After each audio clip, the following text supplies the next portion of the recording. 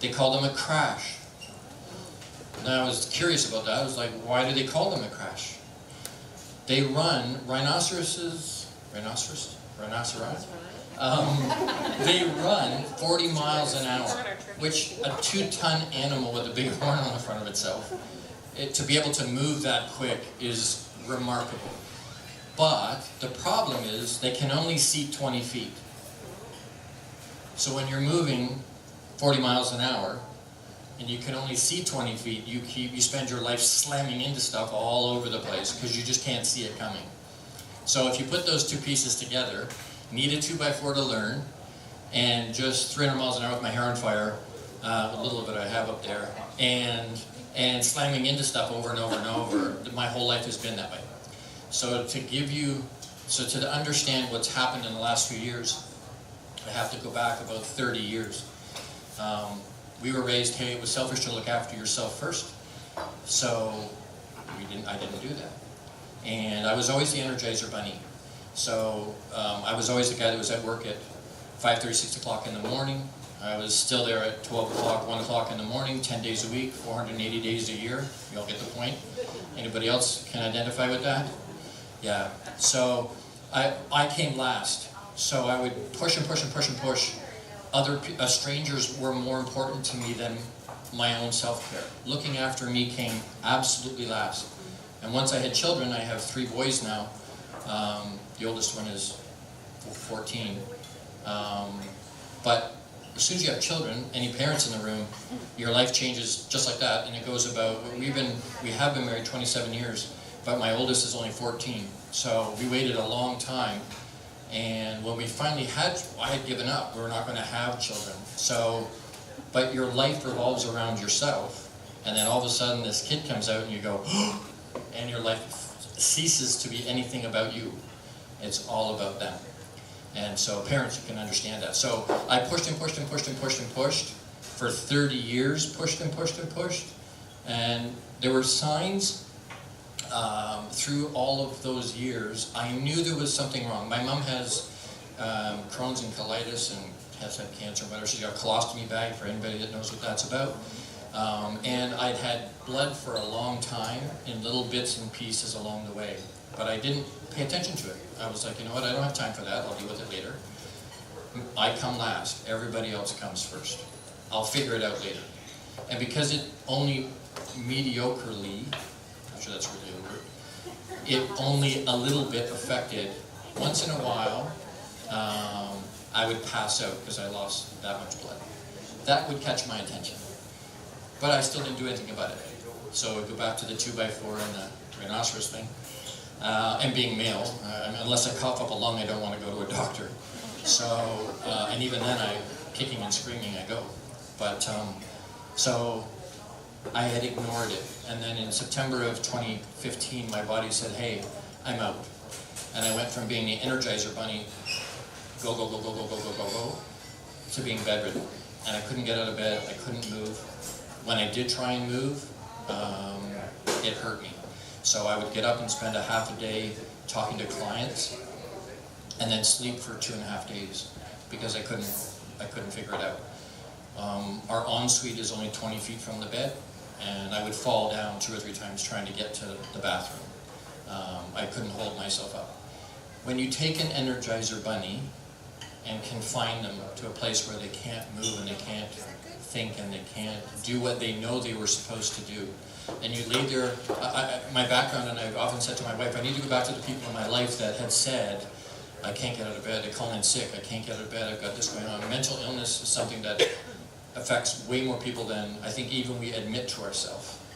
And so I need to go back to them and apologize, because I'm like, how hard is that? Put your feet on the floor. Like, get your lazy ass out of bed.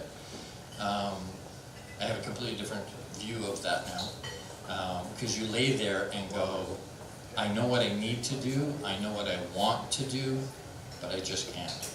And furthermore, I really don't give a damn, which is horrendous.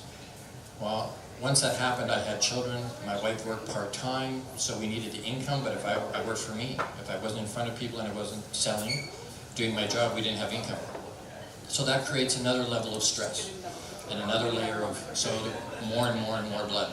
which came to a head in October of 2016 when I found myself on the bathroom floor after I'd swallowed more than 100 pills with some Guinness. And I remember laying there. It had been 15-20 minutes in my system, and I knew it was doing what I had intended it to do, but I heard a voice say audibly, "What are you doing?" And through my tears and laying there, I'm like, "What do you mean, what am I doing? This is what I'm doing." And the voice said, "That is not the legacy you want to leave. You have children that will be coming home at the time, you'll have a 7-year-old walk in, is this what you want him to find?" No, that's not what I want him to find. And as I looked up out of the bathroom, into the hallway outside the bathroom, I could see our family picture on the wall outside the bathroom. And the voice said, "That is why you don't want to do what you're doing." And it scared me, and I sat up and forced myself to throw up until I had as much of it out as I could get. I cleaned it up and went back to bed and didn't tell anybody. I didn't tell my wife, I didn't tell anybody.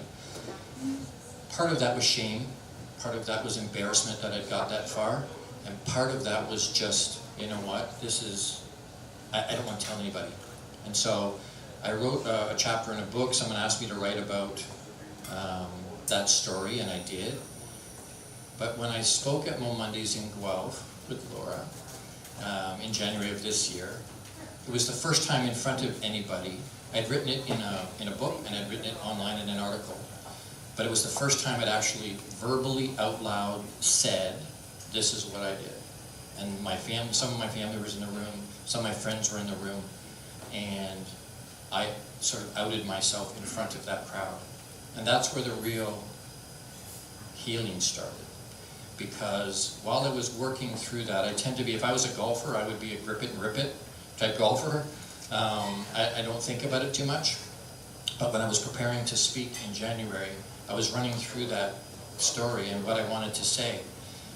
And I was coming into our bedroom. The bathroom is on the right side. And it occurred, I don't know why it hadn't occurred to me. I'd written it several times. I'd been through the story multiple times. But it hadn't occurred to me. On the wall across from the bathroom is a his and his closet. And I say that because she doesn't have any clothes, so they're all my suits. But it's a his and his. There isn't room on that wall for a picture. That picture had never been on that wall. Not ever. So I saw what I needed in the moment to get the response that I needed. And I still say that was Papa looking after me at the time and giving me a hug and going, "Hey, this is what you need to do." But self-care has become a monster huge thing in my life. And looking after me, Tony Robbins is a friend of mine, and he said to me, while I was in the middle of all that not healthy, "Gord, right at the top of my triangle, before anything else, is my self-care. Before my wife, before my 5 kids, before the 41 companies I work with and own and run, I come first."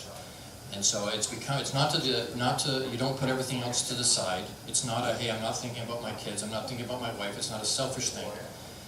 You think about on an airplane, the stewardess flight attendant says to you, in the unlikely event, which always freaked me out a little bit, that the depressurization in the cabin, a mask will fall, put your own on first, before you help anybody else. Why? Well, if you pass out, you're no good to anybody else. And if you aren't healthy and you don't look after you, you're no good to your family and your friends and your boss and your business and any clients, anybody else are not good for them. So you have to look after yourself first. And if that means you get up a little early or stay up a little late, you figure it out. Don't take the time away from other places that you want to spend it. But you need to look after yourself. Thank you so much.